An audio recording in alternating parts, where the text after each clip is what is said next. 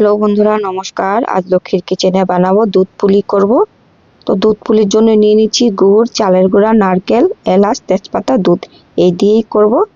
এই কড়াই বসিয়ে দিয়েছি উনুনে, একটু জল দিয়ে দিয়েছি। জলটা গরম হয়েছে, একটু নুন দিয়ে দেবো, একটু মিশিয়ে নিচ্ছি।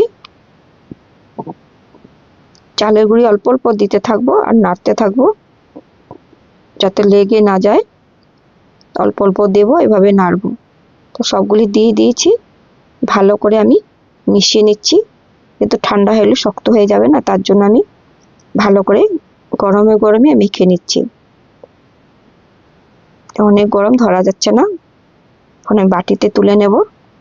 এইভাবে বাটিতে তুলে নিয়েছি, ভালো করে আমি মেখে নেব। যেভাবে আটা মাখে সেভাবে আমি কষে কষে মেখে নেব। একটা ডো বানিয়ে আমি ঢেকে রেখে দিয়েছি। সেট হতে হতে এদিকে আমি নারকেল কুড়িয়ে নেব। তো পুরের জন্য নারকেলও কুড়া হয়ে গেছে। গুড় কেটে নেব।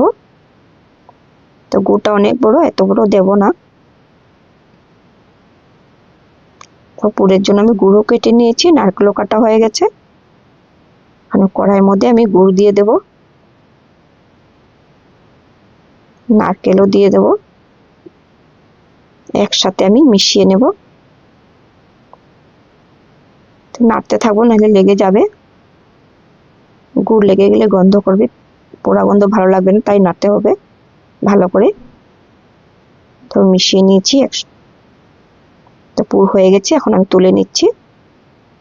ঠান্ডা হবে, ঠান্ডা হলে আমি পুরটা ধরতে পারবো। অনেক গরম না, হাতে লেগে যায়।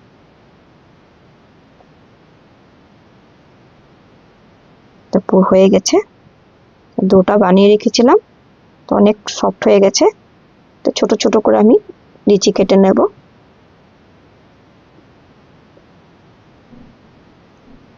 এভাবে করে লিচি কেটে ভালো করে রুটি যেভাবে বানায় সেভাবে করে আমি বেলে নিচ্ছি।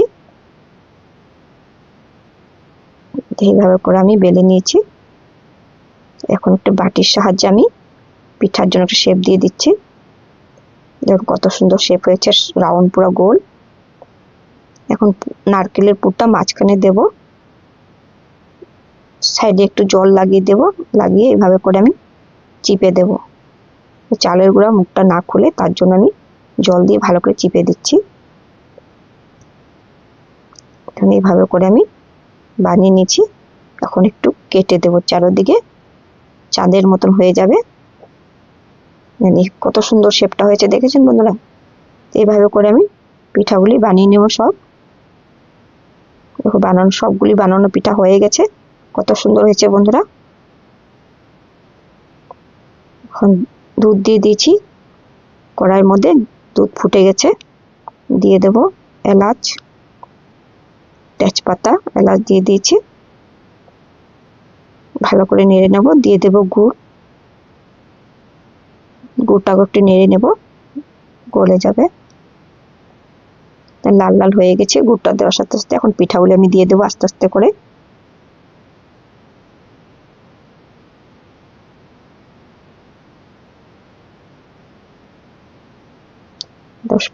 পিঠা হয়ে গেছে, নামিয়ে নিয়েছি। কেমন হয়েছে বন্ধুরা আমার পিঠা বানানোটা? তোমরা একবার আমাকে কমেন্ট করে জানিও। ইউটিউব বন্ধুরা সাবস্ক্রাইব করে দিও, ফেসবুক, ইনস্টাগ্রাম ফলো করে দিও। আজ এতক্ষণই রইল বন্ধুরা, বাই বাই।